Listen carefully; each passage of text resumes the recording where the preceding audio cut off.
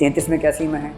Police के लोग, सेना के लोग, टेलीकम्युनिकेशंस के लोग, इंटेलिजेंस के लोग, इन सबको कुछ मूल अधिकारों से वंचित किया जा सकता है। ये 33 में लिखा है।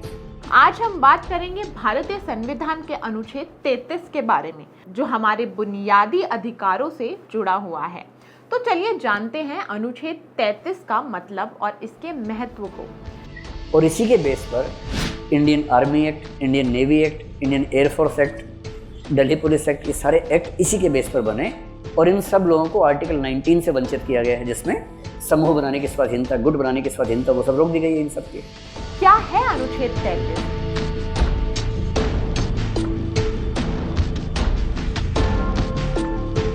अनुच्छेद 33 कहता है कि सरकार को यह अधिकार है कि वह सैन्य, पुलिस और अन्य बलों के सदस्य या ऐसी किसी विशेष वर्ग के लिए जिनकी कुछ विशेष जिम्मेदारियां होती है, संविधान में दिए गए बुनियादी अधिकारों में से कुछ को सीमित या हटाने का अधिकार दे सकती है।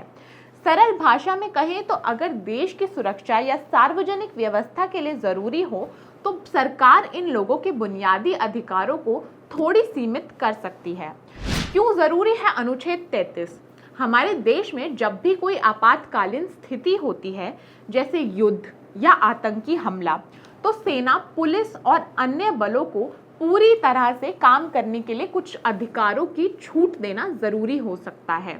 अनुच्छेद 33 सुनिश्चित करता है कि सुरक्षा बलों के पास जरूरी पावर हो ताकि किसी खतरे से निपटने के लिए अपने काम सही से कर सके। यही नहीं, ये उनके काम को व्यवस्थित और सुरक्षित रखने में मदद करता है। अनुच्छेद 33 का महत्व क्या है? यह संविधान के तहत बुनियादी अधिकारों को नियंत्रित करता है ताकि किसी खास स्थिति में सुरक्षा और व्यवस्था बनाए रखी जा सके। सुरक्षा बलों को ताकत मिलती है। अनुच्छेद 33 सुरक्षा बलों को काम करने के लिए कुछ खास अधिकार देता है। इससे ये बिना किसी अड़चन के देश की रक्षा कर सकते हैं। संविधान में संतुलन यह नागरिक अधिकारों और देश की सुरक्षा के बीच सही संतुलन बनाए रखता है। क्या ये अधिकार हमेशा लागू रहते हैं? नहीं। अनुच्छेद 33 केवल विशेष परिस्थितियों में लागू होता है, जब सरकार और संसद इसे जरूरी समझे।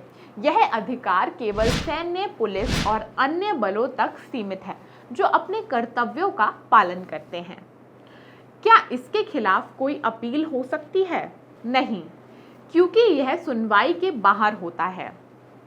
इसका मतलब यह है कि जब इसे लागू किया जाता है तो यह पहले से निर्धारित होता है कि किन अधिकारों में कमी की जाएगी और यह संविधान के तहत होता है। तो दोस्तों, इस वीडियो में आपको अनुच्छेद 33 की सही समझ मिली होगी।